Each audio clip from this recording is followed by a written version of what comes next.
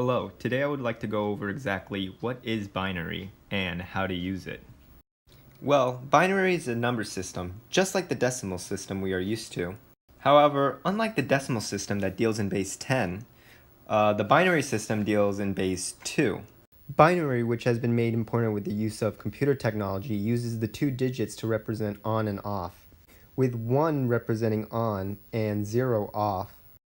So now how do we convert the decimal system we use into binary code?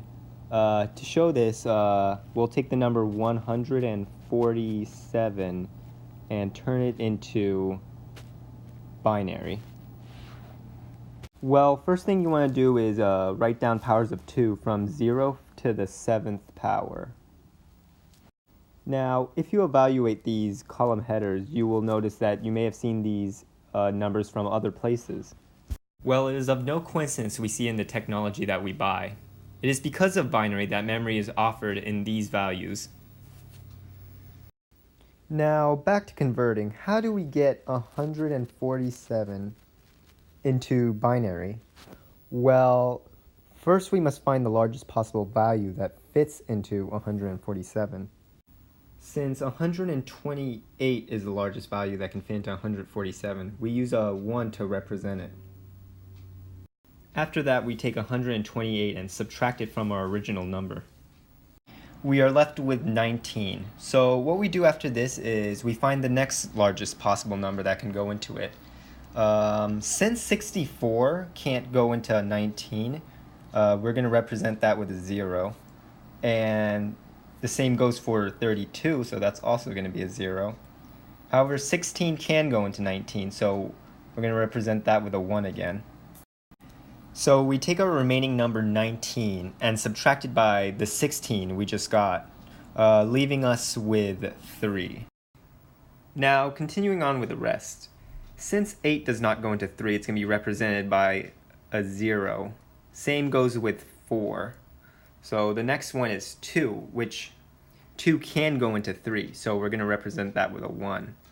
And once again, we're going to subtract that number from our previous total.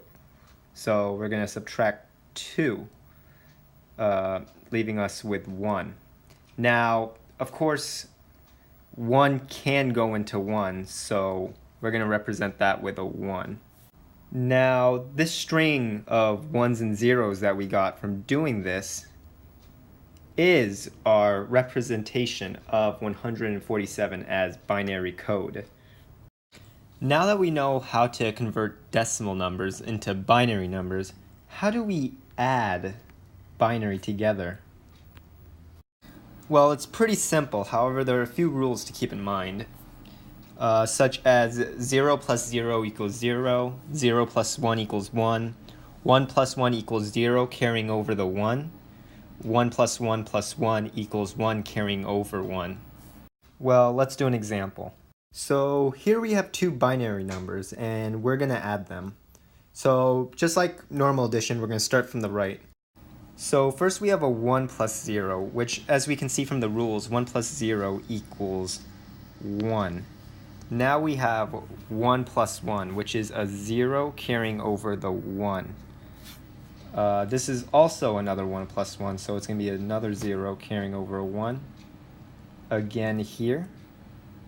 Now we have 1 plus 1 plus 1, which is 1 carrying over a 1. And 1 plus 1 is 0 carry over the 1. 1 plus 0 is 1. And 0 plus 0 is simply 0. Now, to double check our work, we just need to simply convert the binary system we're using back into decimal. To do this, you may want your column headers back again to make adding easier. So for the first number, we have a 1 in the 1s column, a 1 in the 2s column, and a 1 in the 16 column. So we just add all these numbers up to return it back to decimal. So the first number equals 19. For the second number, we have, if you add all of them up, it becomes 62. And as we know, 19 plus 62 is 81. So let's see what we have here.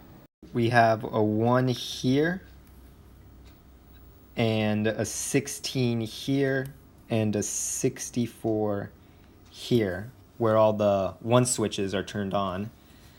So if we add this, 64 plus 16 equals 80, and 80 plus 1 equals 81. As you can see, this works. So this concludes today's lesson. Thank you for watching.